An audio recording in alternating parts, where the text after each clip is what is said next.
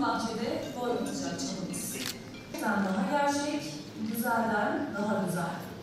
Her karışı hazine bizim yurt masalımız. Gaziantep'in bereketine bereket katmak amacıyla Gaziantep İl Tarım ve Orman Müdürlüğü tarafından hazırlanan %100 üreten kadın, %100 doğal ürün, %100 marka projesi kapsamında yerli üretim, yerelde kalkınma ve süper gıda moringa programına hoş geldiniz. Rize'de Çayfilizli, Konya'da Başak Başak, Düzce'de Kara Toprak, Barak'ta Ezogel'in aklı bali olan her insanın görüp kabul edeceği gibi kalem nasıl kılıçtan keskinse saban da yine kılıçtan etkindir. Verilen eğitimler uygulamalı olarak hayata geçirildi. Ürettiğini işleyen ve pazarlayan sistem hedefine ulaştı ve 4 marka ortaya çıktı. Yetiştiricilikten tanıtma ve ürün çeşitlendirmesine kadar birçok proje yürütüldü. Çalışmalar Sayın Emine Erdoğan tarafından fark yaratan projeler kategorisinde ödül aldı. Yerelde kalkınma için yerli üretimi destekleyelim. Unutmayalım ki emek veren kadın başarır, üreten kadın artırır, tasarruf eden kadın ihya eder. Milli üretiyorum, yerli tüketiyorum, tasarruf ediyorum, ekonomiye can katıyorum. Milli üret ve milli tüket. Hepinizi saygıyla, selamlarımla, hürmetlerimle arz ederim efendim. Tarımsal üretimin en önemli bileşeni olan kadınlar, sektöre kattıkları değer ve üretimin her aşamasında aldıkları aktif rollerle tarımın kilit parçası olduğunun en önemli göstergesidir.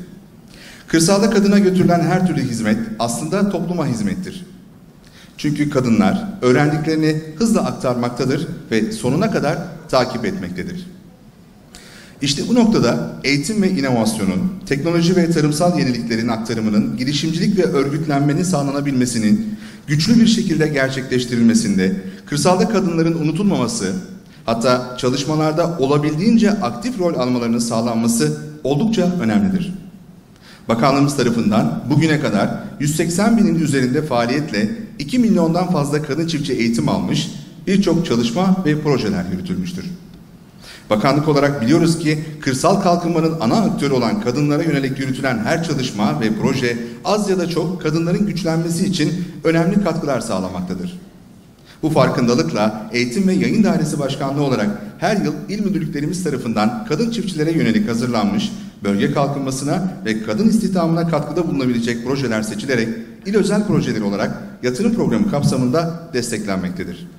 Bugün burada marka haline gelmiş moringa bitkisinin Gaziantep'li kadın çiftçilerle Türkiye tarımına kazandırılması projesi 2017 yılında il özel proje olarak finanse ettiğimiz 5 projeden biri olması nedeniyle bizi gururlandırmaktadır. Bu projeye can veren, emek veren çok kıymetli hanımefendiler, beyefendiler benden önce anlattılar ama sizin de gördüğünüz gibi şu konuyu tekrarlamada fayda var. Bu projenin 4 tane çok önemli yönü var.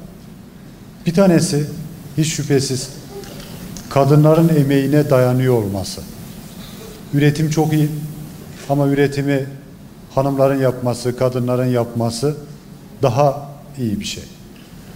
Bunu organik olarak yapmak bir başka güzellik ama bunu burada gördüğümüz gibi markalaşarak, yerel markalar oluşturarak yapmak hepsinden önemlisi. Aynı ürünü markası sattığınızda 1 lira kazanıyorsanız markayla sattığınızda 2 lira, 3 lira, 4 lira kazanacaksınız. Bu da doğal olarak göçü engelleyecek, emeğinizin karşılığını almanızı sağlayacak. Bu projeyi dinlerken tüm samimiyetimle söylüyorum, heyecanlandım, çok beğendim. İsmiyle çok beğendim, sloganlarıyla çok beğendim, ambalajıyla çok beğendim. Kadınların kooperatif kurulmasıyla, kadınların bu işe emek harcamasıyla her yönüyle dört dörtlük bir proje olmuş. Bundan sonra bizlere düşen görev bu üretilen markaların pazarda yeterince tanınmasını, bunların sürdürülebilir olmasını, bunların ayakta kalmasını sağlamak. Ben emeği geçen Tarım İl Müdürümüz ve bütün personeline, destek veren GAP İdaremize, Büyükşehir Belediye'mize, ve diğer proje ortaklarına, özellikle de bu projenin kursiyerleri olan hanımefendilere teşekkür ediyor. Hayırlı uğurlu olmasını diliyorum.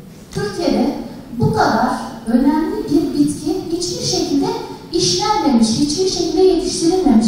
Acaba biz mi yanlış düşünüyoruz? Türkiye'de herhangi bir kaynak yok. Milli eğitim modülüne, biz hayat boyu öğrenme programı modülüne ilk defa moleküler ve yetiştiricilik konusunda modül olarak oturttuk. Ve Türkiye'nin neresinden olursa olsun